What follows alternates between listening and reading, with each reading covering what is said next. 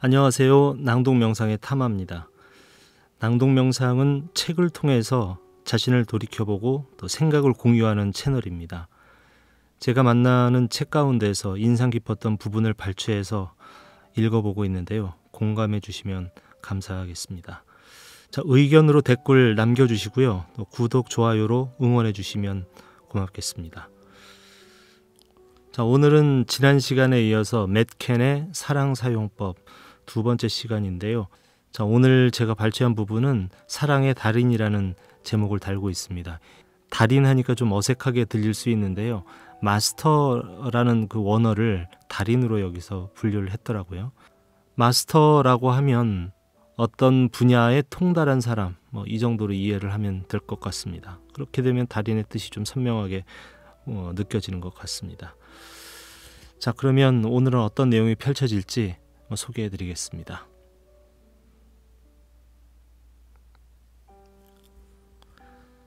달인의 출현. 기억이 미치는 때부터 언제나 나는 공명통이라 불릴 만한 사람이었습니다. 그러니까 다른 사람들의 몸속에서 일어나는 감정의 작용을 곧잘 느낄 수 있었기 때문인데요. 아주 어릴 때부터 공감 능력이 발달해 있긴 했지만 그 능력을 강화하거나 또 거기에 집중해서 훈련받거나 하지는 않았습니다.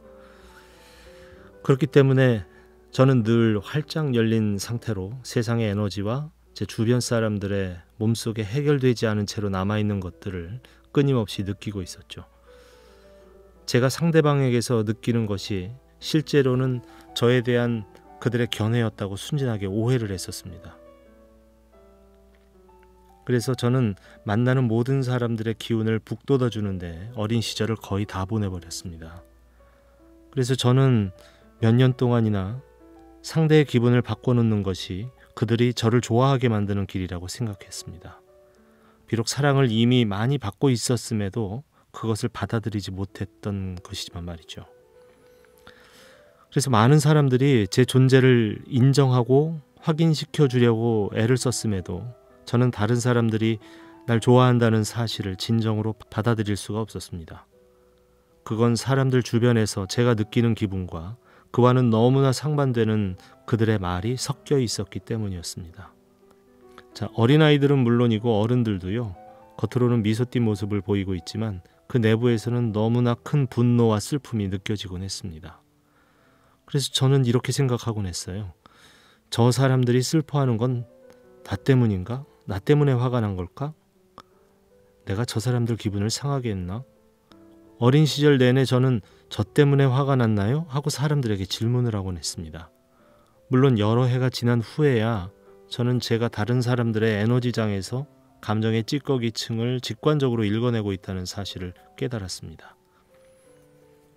에너지에 민감한 많은 아이들이 그러는 것처럼 전 다른 사람들의 경험을 낱낱이 느꼈고 또 주변 사람들이 더 편안해지기 전에는 마음을 놓을 수가 없었어요.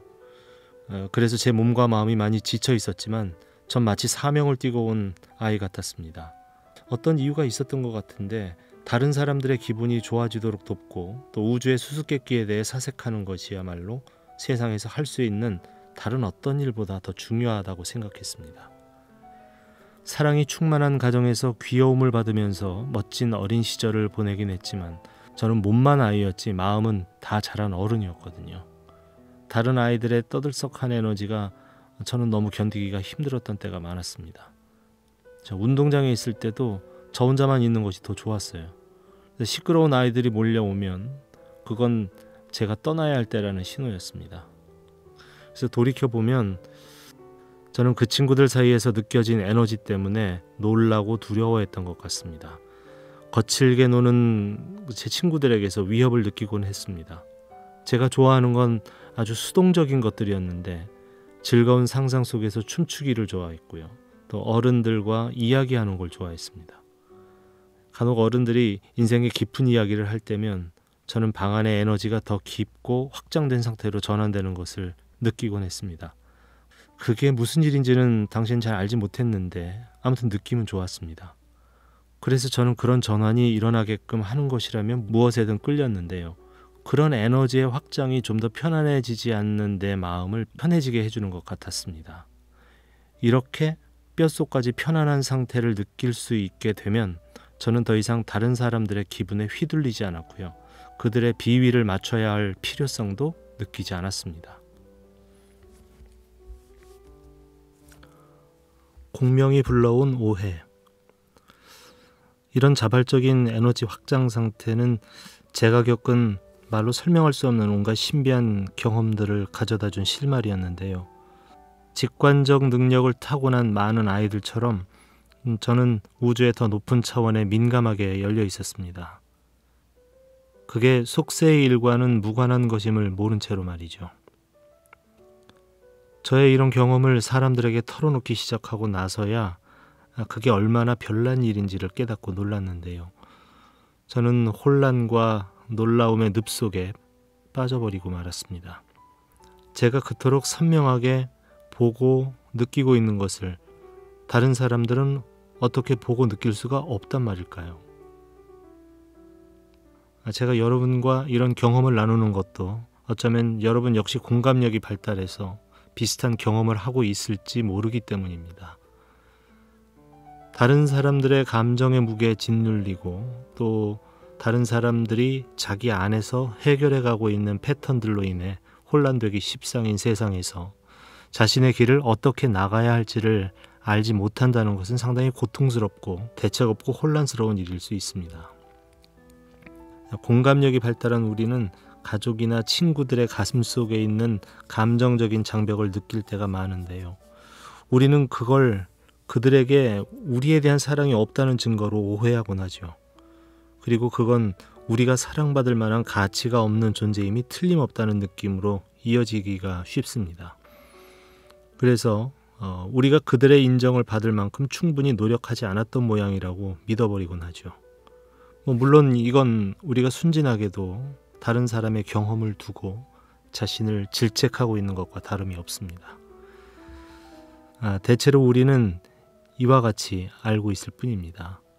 나는 지금 내가 원하는 그런 기분이 아니야. 사람들이 내가 원하는 방식대로 날 사랑해주지 못하게 방해하는 것이 없도록 내 온 힘을 다해서 사람들의 짐을 덜어줄 거야. 다른 사람들의 짐 때문에 부담을 느낀다거나 또 다른 사람들이 우리에게 해줄 수 없는 것 때문에 제약을 받고 있다고 느낄 때마다 그건 우리가 더 적은 사랑이 아니라 더 많은 사랑을 받을 자격이 있음을 상기시켜주는 신호가 될 수 있겠죠. 꽃핀 들판에서 서로 얽혀있는 진동의 파도 속을 이렇게 허우적거릴 때 거듭된 신비 체험이 저의 어린 시절을 미스테리 속으로 곧장 빠뜨렸고요. 그로 인해서 저는 그 수수께끼를 풀어보겠노라는 마음을 다지게 되었는데요. 한 번은 제가 무심결에 뱉은 어떤 말에 주변의 어른들이 깜짝 놀라서 말을 잇지 못했던 적도 있었습니다. 그분들은 제 입에서 물 흐르듯이 흘러나오는 지혜의 말에 놀랐던 것 같지만 저는 제가 무슨 말을 하고 있는지도 몰랐습니다. 어떻게 그걸 다 아느냐고 어른들이 물었는데 저는 이렇게 대답했습니다. 내 귓가에 누군가가 속삭여주는 것 같아요. 어른들은 7살짜리가 하는 말에 경탄을 했지만 저는 그들이 왜 그렇게 놀라는지조차 도무지 알 수가 없었습니다. 제 자신도 제가 하는 말의 의미를 몰랐으니까요. 이게 제가 스스로 하고 있는 말을 한마디도 이해하지 못하면서 다른 사람들을 놀라게 만들곤 했던 일의 첫 시작이었습니다. 직관력을 타고난 다른 아이들과 마찬가지로 저는 인간이 처한 상황이나 제 어린 자아의 입에서 나오는 통찰의 깊이를 이해할 만큼 성숙해 있지 못했습니다. 그 무렵에 저는 기운의 변화를 만들어내는 일에 관한 것이라면 뭐든지 푹 빠져 있었는데요. UFO나 초능력에 그리고 또 초능력을 다루는 책들을 처음 접했던 일이 기억납니다. 페이지를 쭉 훑어보기만 해도 제 안에 에너지가 변화되는 것이 감지되면서 저는 초상현상에 관련된 모든 주제에 바로 빠져들었습니다. 설명할 수 없는 이유로 또 염력으로 물체를 움직인다거나 날아다닌다거나 또 심지어는 시간 여행을 하는 것까지도 제게는 전혀 낯설게 느껴지지가 않았는데요.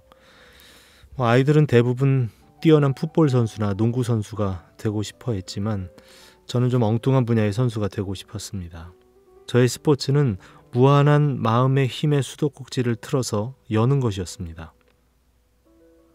제가 염력과 초능력의 미스테리에 얼마나 빠져 있었던지 기억이 나는데요. 그런 능력들이 실제한다는 것을 증명하고 싶어하는 그런 관심은 사실 아니었습니다. 저는 그런 것이 얼마나 생생하게 실제하는 것인지를 이미 알고 있었거든요. 그래서 제가 그것을 실제로 체험했을 때는 확장된 에너지의 느낌 속에서 그저 편안하게 마음이 놓여 있었을 뿐이었습니다. 다만 이런 일에 대해서 많은 사람들이 의심을 품고 있었기 때문에 제가 엉뚱한 행성에 태어나서 살고 있는 건 아닌가 하는 기분이 들기도 했습니다. 저의 신비 체험 가운데에서 더 결정적이었던 몇 가지 일은 제 나이 10살 무렵에 일어났습니다. 제 친구의 집과 또 그 옆에 사이를 가로지르는 작은 벽돌담이 기억이 나는데요. 그 담벼락 옆을 어느 날 지나가는데 제 주위를 사로잡는 것이 있어서 걸음을 멈췄습니다. 저는 그저 그 담을 응시했습니다. 마음속에서 목소리가 들려왔습니다. 나는 이 담이 아니야. 나는 이 몸도 아니야. 나는 그 사이의 공간이야. 이 말이 대체 무슨 뜻인지 어린 저는 알지 못했습니다. 언젠가 그 의미를 알게 되리라고는 느꼈지만 당시 저는 제게 주어진 그 통찰의 뜻을 음미할 만큼 성숙해 있지 못했습니다. 그런 통찰이 있은 지 얼마 되지 않아서 제 인생을 크게 변화시키는 꿈을 꾸게 되었는데요. 꿈속에서 저는 아주 아름다운 꽃밭에 서 있었습니다. 그렇게 아름다운 꽃밭은 일찍이 본 적이 없었는데요. 색깔들이 너무나 생생했죠. 다양한 색조의 빛이 모든 방향에서 쏟아지고 있는 것 같았습니다. 너무나 초현실적이었고 저는 일찍이 느껴본 적이 없는 사랑을 느끼고 있었습니다.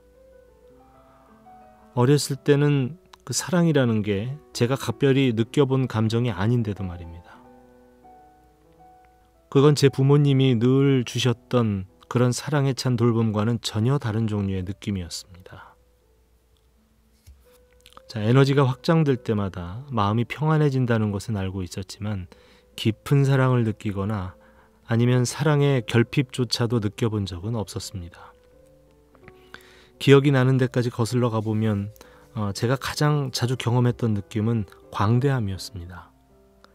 가득 차 있지도 않고 그 어떤 것이 부족하지도 않은 일종의 공을 느꼈던 것 같습니다. 하지만 이제 저는 꽃밭을 둘러보면서 마치 제 집에 있는 것 같은 더없이 아늑한 평안을 느꼈습니다. 제 앞에는 허리 정도 높이의 꽃들이 들판을 이루고 있었는데요. 우거진 풀밭 사이를 움직이기 시작하다가 저는 문득 제가 동시에 그 풀밭 위에 떠 있다는 것을 깨달았습니다. 어떻게 그런 두 가지 경험을 동시에 할 수가 있는 건지, 게다가 심지어 공중에 뜰 수 있는지는 알 수가 없었습니다. 근데 너무나도 강렬한 사랑의 기운이 놀라울 정도로 부드럽게 저를 품어주고 있었기 때문에 그런 건 전혀 문제가 되지 않았습니다. 들판 가운데를 향해 떠나가다가 저는 들판 위에 떠 있는 또 하나의 빛나는 존재를 발견했는데요. 그는 제 앞 6m 정도에 있었습니다. 발까지 내려오는 긴 흰색 로브를 입고 검은 머리에 수염을 기른 남자로 보였습니다. 그런데 웬일인지 그가 매우 친숙하게 느껴졌습니다. 아주 지혜로운 사람처럼 여겨지기까지 했는데요. 그는 저에게 자기에게로 다가오라고 손짓을 했지만 저는 얼어붙어 있었죠. 잠시 후에 저는 저절로 그를 향해 떠가기 시작했습니다. 2m 정도 가까이 갔을 때 그의 얼굴을 볼 수 있었는데요. 그의 눈은 보였는데 눈동자는 볼 수가 없었습니다. 그의 눈에는 하얀 빛이 강물처럼 쏟아져 나오는 것 같았는데요. 사람들의 안구가 위로 돌아가 있는 공포영화의 한 장면이 떠올랐습니다. 이런 생각이 그 순간 흐름을 방해했습니다. 그리고 나서 저는 꽃밭 가운데로 떨어졌던 것이 기억이 나는데요. 하늘에서 떨어져 내려 몸속으로 쿵 하고 돌아온 겁니다. 저는 제 몸속으로 되돌아오고 나서야 제가 제 몸을 잠깐 떠나 있었다는 사실을 알아차렸습니다. 호흡이 답답해지고 식은땀이 흐르면서 오한이 들었습니다. 이 경험을 계속 이어가려고 하자 꽃밭 위에 아까 그 사람이 떠 있는 것이 보였습니다. 이번에 그는 흰빛 에너지의 윤곽을 띤 채 우리 집 문간에 서 있었는데요. 곁눈질로 보니까 이 존재가 또다시 자기에게로 다가오라고 손짓을 하고 있었습니다. 하지만 제가 똑바로 바라보자 그는 갑자기 사라져버렸습니다. 이 경험은 저에게 어떤 해답이라기보다는 온갖 의문을 남겨놓았습니다. 더구나 꽃밭에서 받았던 사랑의 느낌은 너무나 강렬해서 오랜 세월이 지난 지금도 그대로 제 존재의 중심에 또렷하게 각인돼 있습니다. 그 경험을 한 뒤로 부모님과 이야기를 나눴던 기억이 있는데요. 부모님은 관심을 가지시면서 세세한 부분까지 상세한 설명을 듣고 싶어 하셨습니다. 제가 이야기를 마치자 아버지께서는 당신도 20대 후반에 오후에 명상을 하던 중에 거의 똑같은 경험을 했던 이야기를 들려주셨습니다. 몸을 떠나서 꽃밭에 들어서서 아름다운 꽃밭 위에 떠 있었고 흰색 로브를 입고 있는 존재를 만났다는 것이었습니다. 정말이지 제 경험과 똑같았는데요. 굳이 따지고 이해하려고 하지 않아도 우리는 서로 깊이 이어져 있다는 사실에 눈을 뜨게 해준 경험이었습니다. 그 시점부터 저는 꽃밭에서 느꼈던 사랑이 마치 저의 호흡을 인도해 주는 것 같아서 온통 놀라움과 경외감으로 충만해 있었습니다. 사랑에 이끌려 그날 늦게 친구네 집으로 걸어가던 중에 또 다른 놀라운 경험이 일어났는데요. 앞쪽에서 제 양쪽으로 걸어오고 있는 흰색 에너지의 윤곽을 띤 빛나는 존재들을 본 겁니다. 이 존재들을 보았을 때 저의 직관은 그들이 인도리 영들이며 나의 인생길을 보호해주는 역할을 한다고 말하고 있었습니다. 무슨 일인지 전혀 이상하거나 흥분되지 않았고요. 오히려 묘하게도 친숙한 느낌이 들었습니다. 그들에게서는 제가 꽃밭에서 느꼈던 것과 똑같은 사랑의 진동이 방사되고 있었기 때문에 저는 그들이 안전하고 신뢰할 만하다는 것을 알았습니다. 어떻게 갑자기 그런 것을 알게 되었는지를 이해하지 못한 채로 너무도 생생하게 깊은 앓음을 경험하게 된 것은 이때가 처음이었습니다.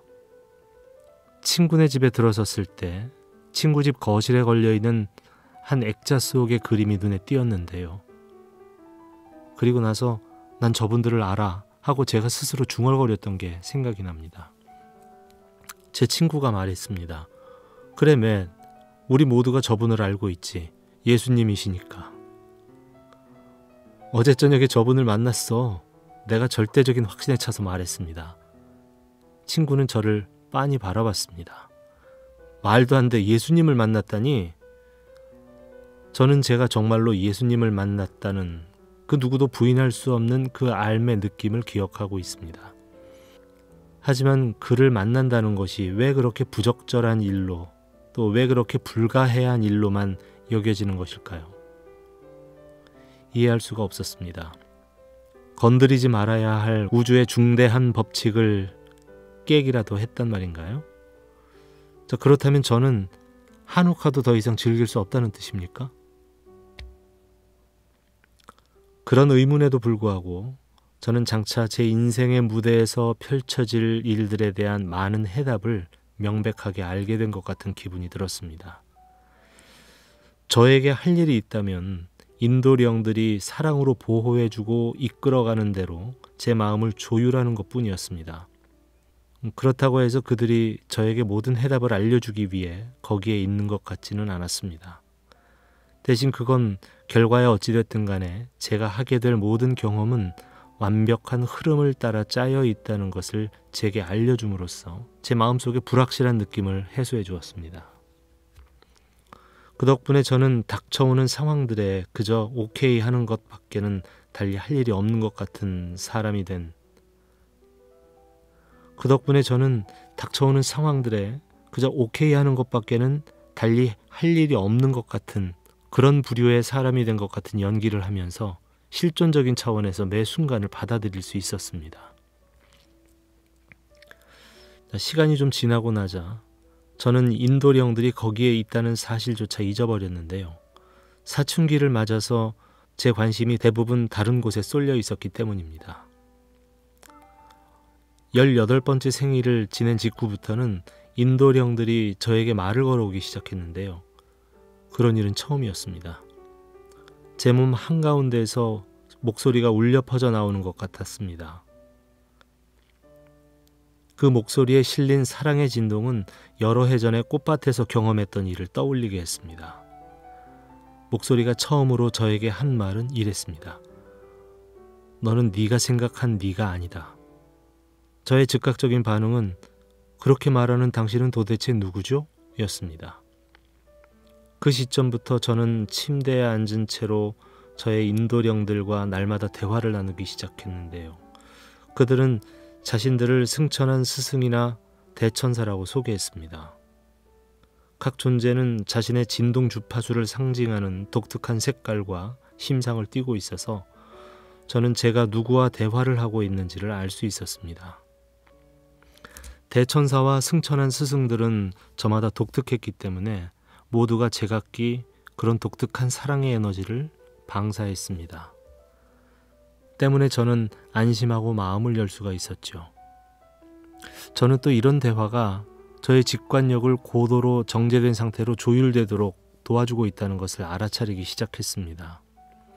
이 대화는 제 의식의 안테나를 높이 쳐들어서 신호를 아주 선명하게 수신할 수 있도록 도와주고 있는 것 같았습니다. 대천사나 승천한 스승들과 이야기를 나눌 때마다 저는 그들의 메시지의 상징적인 심상을 계시받았는데요. 동시에 전화로 누군가와 대화를 나누고 있는 것처럼 선명하게 그들의 통찰이 담긴 목소리를 들을 수 있었습니다. 또 그런 일이 일어나는 동안에는 마치 컴퓨터에 새로운 파일이 다운로드되고 있는 것처럼 정보를 담은 감각적인 느낌들이 몸으로 느껴졌습니다. 이건 제가 직관적으로 보고 듣고 느끼는 능력을 지니고 있다는 사실을 깨달을 수 있게 해주었습니다.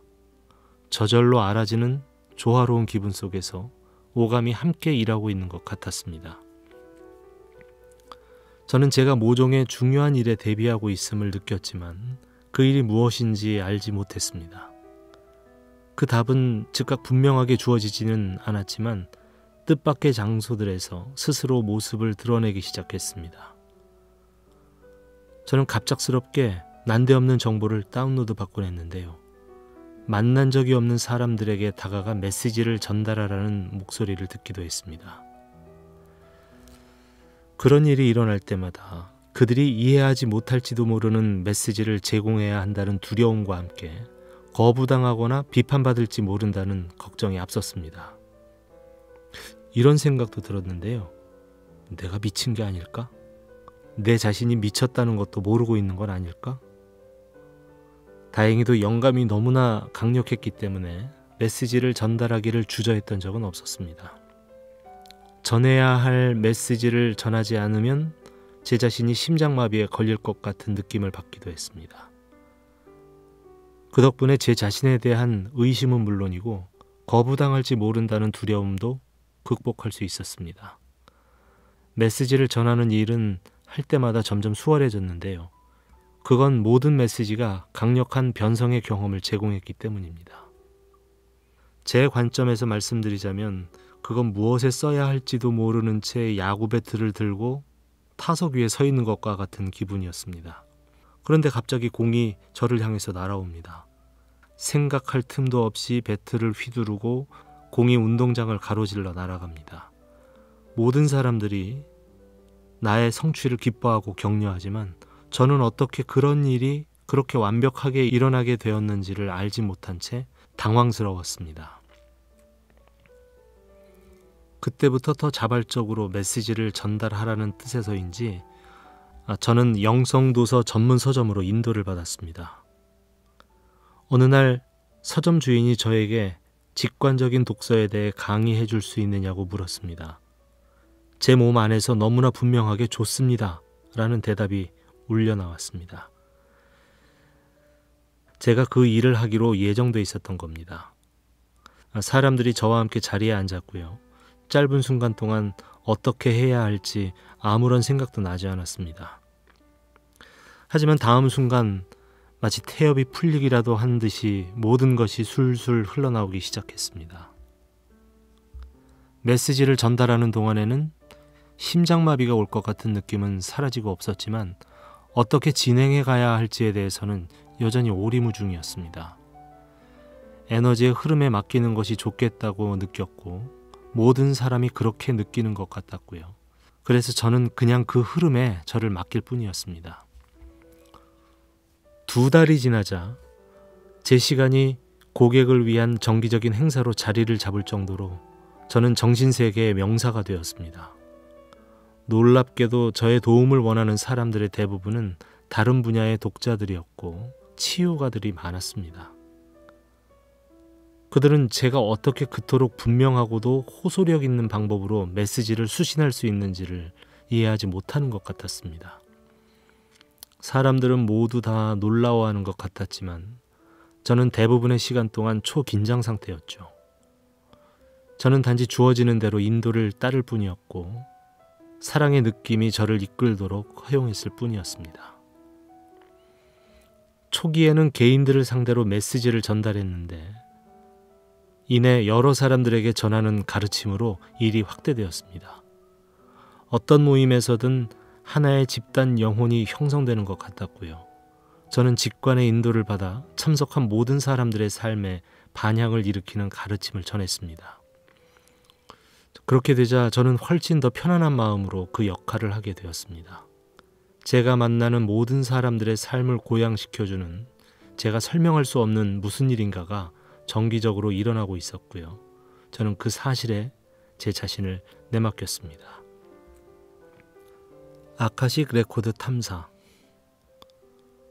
이렇게 상황을 받아들이던 중에 저는 대천사들과 승천한 스승님들과의 만남에 불려갔습니다. 그분들은 제 몸이 흥분에 휩싸일 정도로 중요하고도 놀라운 어떤 일을 계획하고 계셨는데요.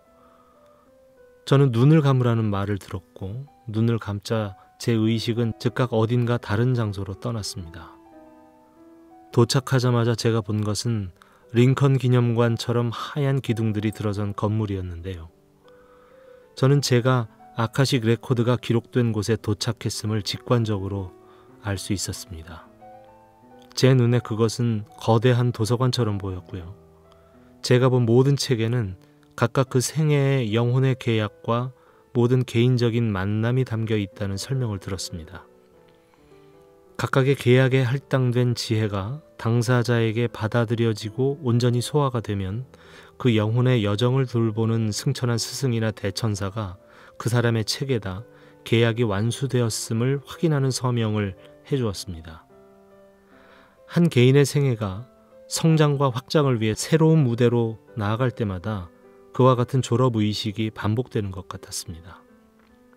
이렇게 즉석에서 정보를 다운로드 받으면서 저는 계단을 올라 입구 가까이에 있는 반짝반짝 빛나는 테이블을 향해 갔습니다. 계단 끝에는 승천한 스승들과 대천사들이 저의 도착을 기뻐하면서 서 있었습니다. 너무나 초현실적인 일이 현실처럼 벌어지고 있었습니다. 그들 앞에 서자 제게로 칭송과 함께 빛이 쏟아졌습니다. 마치 제가 이제 막 졸업을 하고 새로운 단계로 들어서는 것과도 같은 인상을 받았습니다. 그건 사실이었지만 그분들이 저에게 보여주려고 했던 계시가 어떤 차원의 것인지는 정말 상상할 수 없었습니다. 그때 마치 약속이라도 한 듯이 그분들이 동시에 턱을 쥐더니 마치 가면처럼 얼굴을 벗어 치켜드는 것이었습니다. 가면 무도회라도 하고 있었던 것처럼 말이죠. 각각의 가면 아래에는 놀랍게도 제 얼굴이 비쳐 보이고 있었습니다. 저는 모두가 다 전데요? 하고 외쳤습니다. 의미를 알 것 같았습니다. 하지만 그 모든 가면 뒤에 있는 제 자신의 모습을 보면서도 뭔가가 분명히 깨달아지지는 않았습니다. 저는 즉각 말했습니다. 이해가 잘 안 됩니다. 우리는 너다. 저의 주인 도령인 멜기세덱이 저를 일깨워 주셨습니다. 우리는 네가 되어가고 있는 존재임과 동시에 이미 너였던 존재란다. 우리는 신성의 사절로서 시간을 거슬러 영적으로 어렸던 시절에 우리 자신을 방문해왔지. 이 말을 들었을 때 늘 지고 다니면서도 알아차리지 못했던 평생의 짐이 어깨에서 내려졌습니다. 그러자 모든 인간이 그가 친절한 마음씨를 지닌 것처럼 보이든 감정의 상처를 입은 것처럼 보이든 간에 존재를 온전히 통달할 잠재력을 싹 틔우고 있는 신성의 씨앗들임을 깨달을 수가 있었습니다. 그때부터 저는 저의 직관적인 능력이 모든 사람의 가슴 속에 있는 달인을 깨움으로써 우주의 지고한 목적을 위해 쓰이게 될 것임을 알았습니다. 이게 바로 제가 시간을 초월한 우리의 만남을 소중히 여기고 이런 강력한 통찰을 나누게 된 것을 기뻐하며 여러분 안에서 깨어나고 있는 달인을 반기는 이유입니다. 당신이 알든 모르든 당신이라는 존재의 신비는 창조의 동이 튼 이래로 당신을 내면으로 불러 손짓하고 있었습니다. 이제야말로 사랑을 인도자 삼아서 그 부름에 응답해야 할 땐 겁니다. 시시콜콜한 세상사나 상황이 당신의 주위를 얼마나 앗아가고 있든 간에 당신 내면에 잠재되어 있는 지고한 빛은 이제 환하게 밝혀질 수 있습니다. 어떤 일이 일어나든 그것을 사랑하라. 이런 모든 경험에도 불구하고 저의 영적 여정은 20대 중반까지는 시작되지도 않았다고 믿습니다.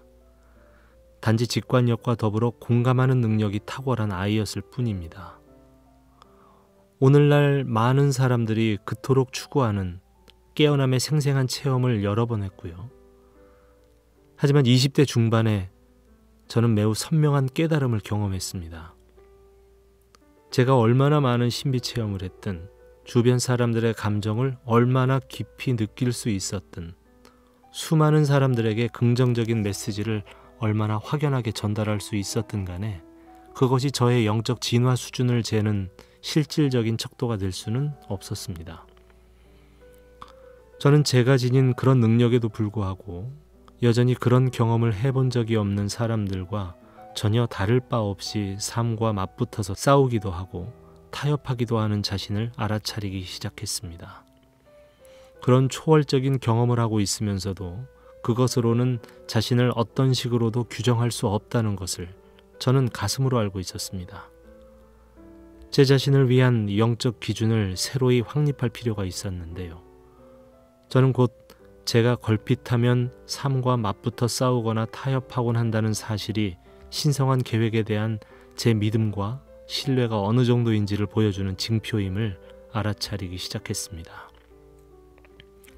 더 큰 그룹의 사람들 앞에서 저에게 온 직관의 메시지를 전하는 일을 계속하고 있을 때 한편으로는 더 깊은 무엇인가가 제 안에서 꽃 피어나고 있었습니다. 그 당시에 저는 우주를 향해 이렇게 기도했습니다. 내가 깨어난 의식의 도관이 되기를, 모든 가슴 속에 풀리지 않은 것들을 내가 치유할 수 있게 되기를, 이미 나인 하나로서 존재하고자 하는 내 열망을 마침내 성취할 수 있게 되기를. 며칠이 지나지 않아 우주와 대화를 하는 가운데 응답이 왔습니다. 어떤 일이 일어나든 그것을 사랑하라. 인도령들과 소통할 수 있었기 때문에 저는 무엇이든지 물어보고 명확한 답을 들을 수 있었습니다. 반면에 흥미로웠던 것은 언제든지 그들의 인도를 요청할 수 있었음에도 가장 비범한 경험은 그저 느낌을 따라가서 답을 얻는 것이었다는 사실입니다. 말하자면 그건 이미 봤던 영화의 결말을 까먹어서 마치 처음 보는 것처럼 그걸 새롭게 시청하는 것과 같습니다. 저는 어떤 일이 일어나든 그것을 무조건 사랑한다는 것이 어떤 뜻인지는 사실 알고 싶지 않았습니다. 단지 그걸 시험해보고 싶었고 그러면 어떻게 되는지 알고 싶었을 뿐입니다. 그래서 저는 그래 우주야, 어떤 일이 일어나든지 그걸 사랑해볼게 라고 말하고 실제로 그것을 실천에 옮겼습니다. 이웃집을 향해 걸어가던 중에 날아가고 있는 새들을 보았습니다. 내 주의를 끄는 것이 나타났어. 그래서 저는 말했습니다. 사랑해. 저의 한 부분은 그것이 옳은지 어떤지 알지 못했지만 꽃밭에서 느꼈던 사랑이 저를 그쪽으로 부추겼기 때문에 저는 그 충동을 따라갔습니다. 이웃집을 향해 계속 걸어가다가 이번에는 건설 현장에서 차감기로 땅을 파고 있는 노동자들을 봤는데요. 저는 놀라면서 생각했습니다. 그래, 저게 지금 나에게 일어나고 있어. 그러니 그것을 사랑하자. 그래서 저는 사랑해요 하고 그 노동자들을 향해 소리 없는 말을 보냈습니다. 저는 주의를 끄는 것에는 무엇에나 사랑을 보내기를 계속했습니다. 이렇게 해나가자 사랑과 장소와 사물들이 마치 시내 박물관에 전시된 예술작품처럼 보이기 시작했습니다. 거기에서 저는 방문객이자 동시에 전시되고 있는 예술작품이었습니다. 주의를 끄는 것이 무엇이든 간에 거기에 사랑을 보내면 보낼수록 꽃밭에서 경험했던 사랑의 느낌이 더욱더 실감나게 느껴졌습니다. 사랑을 주면서 저는 제 자신이 진정 누구인지를 더 많이 알게 됐습니다. 저는 신의 의지의 순수한 표현이었지요. 그것을 찾아 헤매는 한 인간이 아니었습니다. 어떤 일이 일어나든 그것을 사랑하라는 지시를 따르다 보니 저는 제 자신이 삶의 덫으로부터 노연하기만을 고대하는 한 인간이 아니라 삶의 영원한 해방자임을 깨달았습니다. 저는 이내 삶 속의 모든 것이 우주의 지고한 지성에 의해 안무되고 있음을 깨닫기 시작했습니다. 우주의 지성은 누구에게서도 사랑받아 본 적이 없는 감정들을 돋궈내는 경험들을 순간순간 만들어 내보낼 뿐입니다. 제 몸 안에서 일어나는 이런 느낌들을 사랑할 때 저는 그것이 뭇 육신들 속에 풀리지 않은 감정들도 동시에 껴안아주고 있는 것임을 직관적으로 알아차릴 수 있었습니다. 제 자신을 치유할 때 저는 동시에 모든 사람들의 행복을 위해 현실의 밑바탕을 변화시키고 있는 것이라는 사실을 깨닫기 시작했습니다. 이전에도 삶이 바뀔 만한 깨어남을 여러 번 경험했음에도 불구하고 이 연습이야말로 가장 큰 충족감을 가져다 주었습니다. 이 훈련은 제 가장 깊은 영적 열망의 끝모르던 허기를 채워주었는데요. 제 관심을 끄는 것이 무엇이든 또 그것을 더 깊이 사랑할수록 깨어남은 더욱 생생해졌습니다. 또 한 번은 동네를 산책하다가 이런 일이 있었습니다. 한 구역을 돌면서 걷고 있었는데요. 제가 마치 돌아올 수 없는 길을 나선 사람처럼 여겨졌습니다. 제 몸은 같은 구역을 돌고 있지만 발걸음을 내딛고 있다고 생각하는 그는 도무지 돌아오질 않았습니다. 저는 숨쉬고 움직이고 느끼고 있음을 감지하고 있었지만 그것으로 규정되는 제 자신의 느낌은 없었습니다. 다시 그 꽃밭으로 돌아온 것처럼 느끼게 만드는 넓은 공간 속에서 일어나고 있는 경험밖에 없었습니다. 거기에는 좋다거나 나쁘다는 식으로 그것을 묘사하는 사람도 없었기 때문에 그것이 놀라운 경험이라는 느낌조차 없었습니다. 이 일이 일어났을 때 제가 기억하는 것 한 가지는 지구가 멈춰버리거나 시간이 갑자기 사라져버린 것처럼 느껴졌다는 겁니다. 가장 놀라운 점은 왜인지 알지도 못하고 의문을 갖거나 궁리를 하거나 이해할 필요도 느껴지지 않으면서도 그 모든 것이 너무나 편안하게 느껴졌다는 사실입니다. 이런 경험을 하고 나서 잠시 후에 폭발음으로 생각되는 소리가 들렸습니다. 포탄이 터지는 소리였나 하고 의심을 하다가 그 소리가 제 머릿속에서 일어났다는 사실을 깨달았습니다.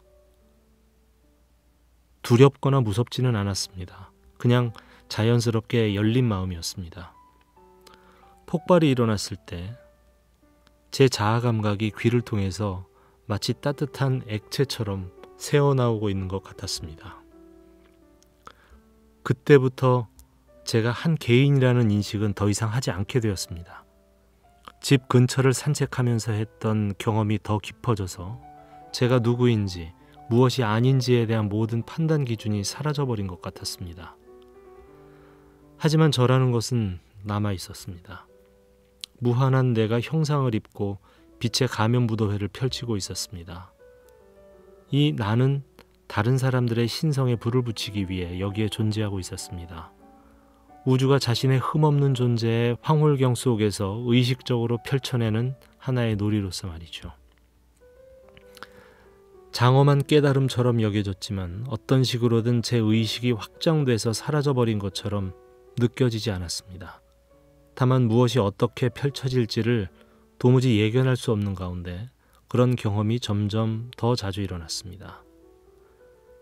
당시에는 그런 경험도 몇 년 후에 일어날 더 큰 진실의 깨달음에 비하면 시작에 지나지 않는다는 사실을 저는 모르고 있었습니다. 나중에 밝혀졌지만 그 깨달음은 제가 알고 있던 모든 것을 완전히 쓸모없어지게 만든 명징한 의식의 깊은 경지를 보여줌으로써 오히려 여태까지 제가 배워왔던 모든 것을 높이 사주었습니다. 그게 제가 소중히 여겼던 통찰력을 파괴해버리진 않았습니다. 오히려 그것은 제가 제 삶의 수준에 묶이거나 이전에 터득한 지혜에 짓눌리지 않는 완전히 새로운 의식 차원으로 옮겨가도록 도와줬습니다. 방금 말한 것보다 더 큰 모든 것을 훨씬 더 초현실적으로 만들어버리는 심오한 깨어남은 레스토랑에서 저녁 식사를 하던 중에 일어났습니다. 갑자기 모든 것이 변하기 시작했습니다. 다른 테이블에 앉아있는 손님들의 목소리가 제 귓속에서 메아리치기 시작했죠. 그 사람들은 다양한 배역으로 나타나서 저를 둘러싸고 연극을 하고 있는 것 같았지만 모두가 제 자신의 의식의 표현인 것처럼 느껴졌습니다. 저는 가까운 테이블에 있는 사람들을 둘러보기 시작했는데요. 그들의 신체적인 특징이나 또 감정적 기질들이 모두 너무나 아름다워 보였습니다. 마치 모든 사람들이 이 기이한 에너지의 찰흙으로 빚어져 있는 것 같았습니다. 저는 제 주변 사람들을 둘러보면서 생각했습니다. 저 사람들은 저 배역 속에 머물러 있으려고 저토록 안간힘을 쓰고 있군. 하지만 저건 결코 그들의 모습이 아니야. 그들의 인간으로서의 정체성이 그들을 표현하는 간판이 된 것 같았습니다. 사람들은 모두 자신의 개인적인 이미지를 유지하기 위해 부지런히 애쓰고 있었습니다. 그때 종업원이 제가 주문한 생선 요리를 가져왔습니다. 저는 음식을 주문한 사실조차 잊어버리고 있었지요. 접시를 봤더니 고체 형상의 한 접시의 음식을 만들어내고 있는 진동하는 에너지 알갱이들이 보였습니다. 테이블에서도 제 몸 전체에서도 또 레스토랑에 있는 모든 사람들 안에서도 똑같은 알갱이들을 볼 수 있었습니다. 곧이어 그 진동하는 입자들은 형상 없는 에너지의 담요처럼 보이고 모든 것이 만물을 감싸고 있는 희미한 에너지장 속에 떠 있는 것처럼 보였습니다. 저는 동시에 일어나는 다른 경험에 웃기 시작했습니다. 제가 지금 물고기 요리를 먹고 있지만 에너지 차원에서는 아무런 일도 일어나지 않았기 때문에 말이죠. 커플이 웃고 떠들어도, 또 아기들이 울고불고 해도, 또 종업원이 음식 접시를 떨어뜨리더라도 그 어떤 것도 에너지장을 흩뜨러 놓지는 않았습니다. 한 사람 한 사람이 모두 에너지가 자신을 표현하는 하나의 창조적인 방식으로 보이기 시작했습니다. 일상적인 풍경에서부터 이례적인 풍경에 이르기까지 모두가 말입니다. 저는 에너지의 자리에서 이것을 바라보고 있었기 때문에 제 자아는 전체 에너지장임을 깨달았습니다. 모든 사람과 장소와 사물들이 물리적 형상을 입고서 이 에너지장인 저의 무한 가능성을 경축하고 있었습니다. 그것은 제가 한 개인의 통제하에 있는 하나의 신념으로부터 이 일을 하고 있다는 인식은 아니었습니다. 그건 만물 속에 깃든 영원한 하나인 저에 대한 직접적인 깨달음이었습니다. 완벽한 타이밍에 종업원이 제 테이블로 와서 생선 요리가 어땠느냐고 물었습니다. 저는 웃으면서 놀라워요 라고 대답했습니다. 그녀는 미소를 띠면서 다음 테이블로 갔습니다. 저는 의자에 느긋이 등을 기대고 삶의 우주적 아이러니에 경탄했습니다. 한번 상상해 보십시오. 그녀의 만족해하는 고객의 경험을 공유하고 있고 저는 레스토랑 안에서 온 우주가 생동하는 것을 지켜보고 있고 다른 사람들은 자기들끼리 먹고 대화를 나누고 있습니다. 그때 저는 모두가 영원하고 동일한 우주 속에서 상호 교감하고 있으면서도 동시에 저마다 자기만의 세계 속에서 존재를 영위하고 있는 실상을 목격했습니다. 진실의 양면에 대한 깨달음을 얻는 결정적인 순간이었죠. 우리의 본질은 하나지만 각자는 또한 한 개인으로서 저마다 색다른 모습을 취하고 살아가고 있구나. 당신의 여정은 이 양극단 사이에서 그 윤곽을 드러냅니다. 그 명료한 깨어남의 순간은 제가 알았던 것이나 상상할 수 있었던 것을 까마득히 초월하는 경험으로 계속 펼쳐졌습니다.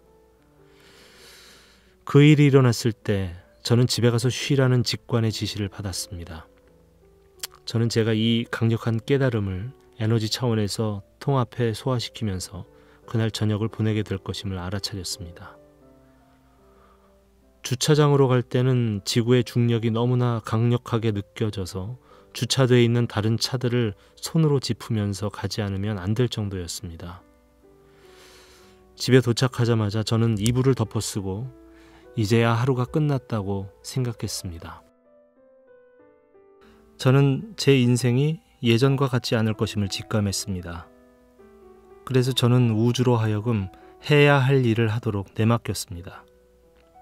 그러자 모든 것이 공으로 녹아들었습니다. 저는 더 이상 어떤 종류의 세계에도 존재하지 않았습니다. 저는 무 자체였습니다.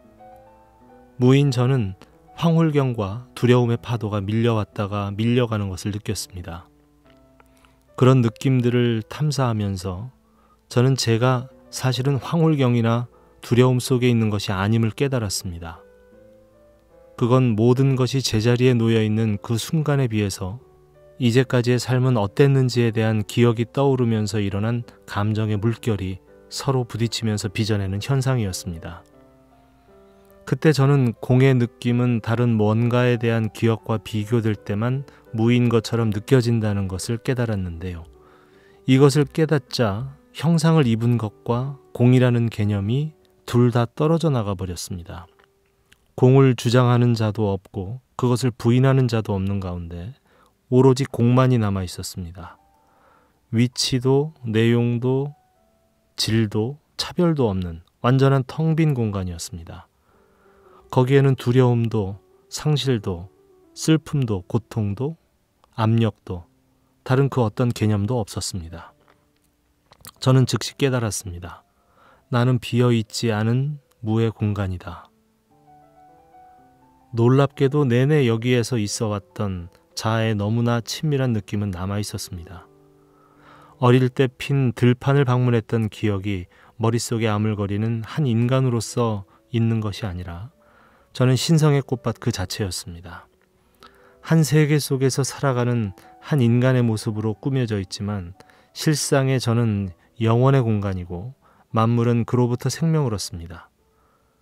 저는 만물의 근원인 허공이 만물이 됨으로써 만물을 목격하고 있는 그 양상을 확연하게 보았습니다. 저는 생각했습니다. 여기서 그저 이렇게 시간을 보내다 보면 다른 인물이나 모험 속으로 들어가게 될지도 몰라. 그래서 기다려봤는데 아무 일도 일어나지 않았습니다. 그러다가 그 기다림은 제가 일찍이 상상했던 모든 개념들과 함께 사라져버렸습니다. 곧이어 영화에서 등장인물이 죽을 때처럼 모든 것이 캄캄한 흑암 속으로 사라져버렸습니다. 저는 무슨 일이 일어나고 있는지는 정확히 알지 못했지만 죽음이 찾아왔음을 감지했습니다.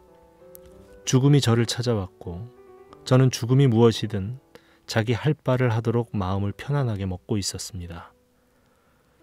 웬일인지 너무나 편안했습니다. 저는 비교할 기준도 또 어떤 종류의 한계도 없이 제 자신을 완벽하게 자각하고 있었습니다. 그건 완전히 새로운 시작인 것처럼 느껴졌지만 제 안에 뭔가가 종식된 것 같은 기분을 느끼지 않을 수가 없었습니다. 평생의 마지막이었을 것 같은 숨을 들이쉬었을 때 저는 죽음에 저를 완전히 내맡겼습니다. 그 순간 저의 마지막 생각은 이랬습니다. 주여, 나를 데려가소서. 나는 당신의 것입니다. 나의 에고가 완전히 휴식으로 들어간 것은 바로 그 순간이었습니다. 그렇게 제 자신을 죽음에게 맡기자 그 밖에는 아무런 일도 일어나지 않았습니다. 육신이 잠속에서 쉬는 동안 아무것도 없이 텅 비어있는 무의 공간만이 남아 있었습니다. 저는 자고 있는 제 자신을 자각하고 있다는 것을 알아차렸습니다. 하지만 잠이 든 상태는 전혀 아니었죠. 저는 몸이 어떤 상태로 존재한다고 여겨지든 간에 그것을 의식하는 늘 그 자리에 있는 살아있음 자체였습니다. 다음 날 아침 모든 것이 전날 밤의 꿈이었던 것이 아닌지 의심하면서 깨어났지만 전날 밤과 마찬가지로 제가 곧 공이라는 경험 자체는 너무나 생생했습니다. 다른 할 일이 없었기 때문에 저는 눈을 감고 존재의 텅 빈 상태를 응시했습니다. 그리고 생각했습니다. 이게 다일지도 몰라.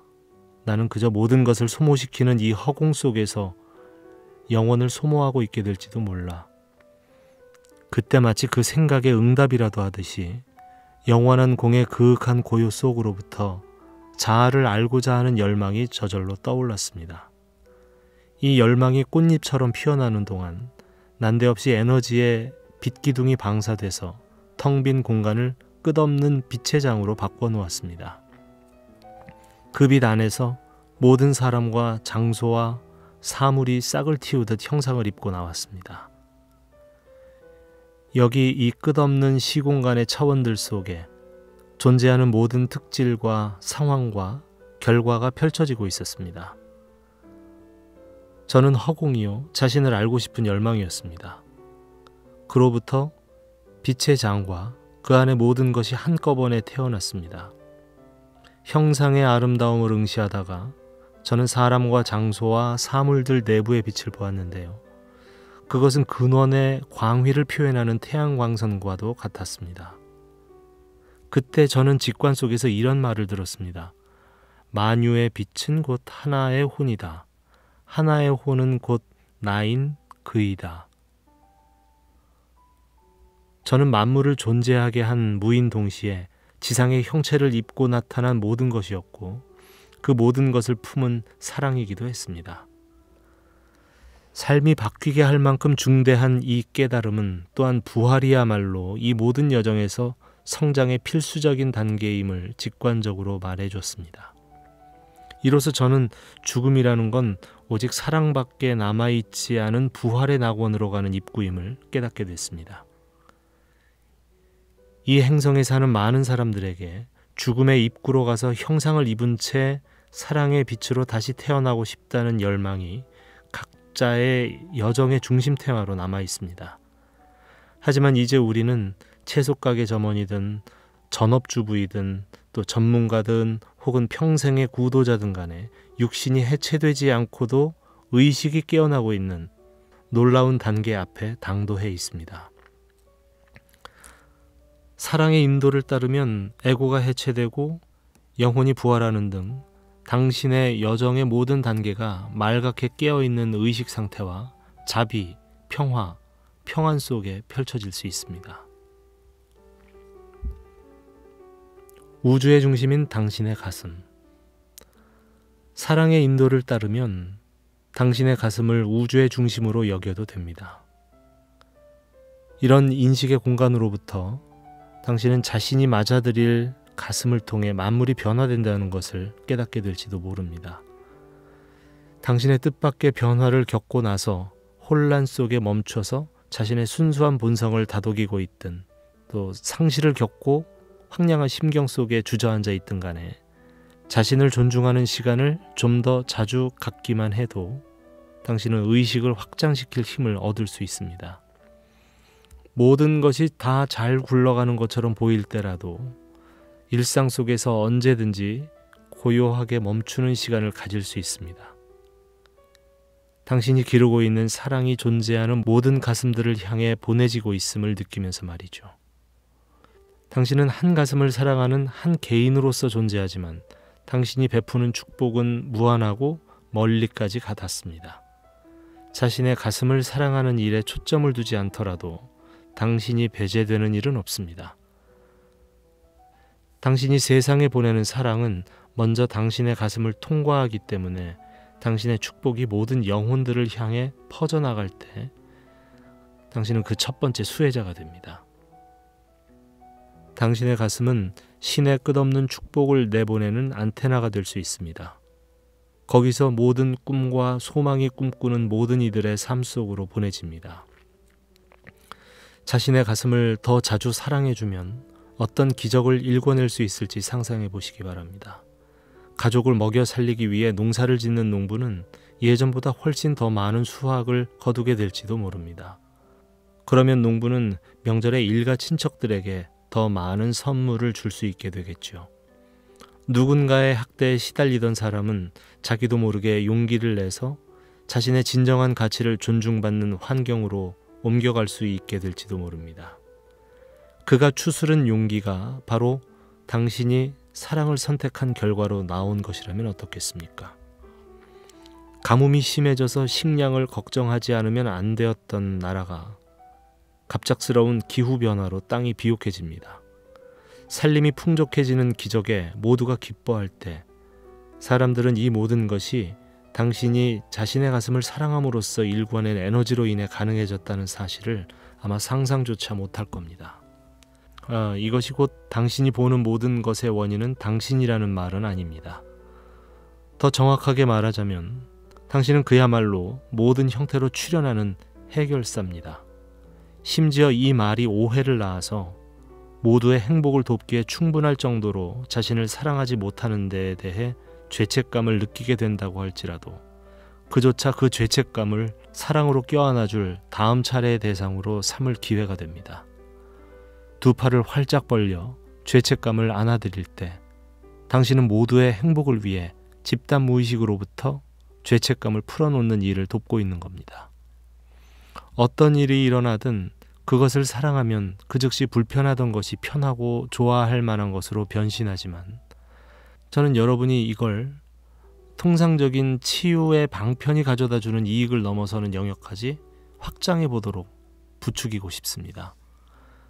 단지 개인적인 불행에 불을 끄는 우주적 소화기로서 이 방법을 사용하는 대신에 일상 속에서 자신의 마음을 늘 소중히 모시는 일에 여러분을 초대하고 싶은 겁니다. 여러분이 바라보고 있는 세상이 여러분의 사랑이 드러내는 그 빛을 되비추게 될 때까지 말입니다. 낭독명상 오늘은 어떻게 들으셨습니까? 맥켄의 사랑사용법 사랑의 달인이라는 챕터를 소개해드렸는데요. 다음 시간에 또 어떤 내용이 펼쳐질지 소개해드리겠습니다. 댓글과 좋아요, 구독으로 응원해 주시기를 부탁드리겠습니다. 자, 그러면 또 다음 시간에 뵙도록 하겠습니다. 좋은 하루 되시기 바랍니다.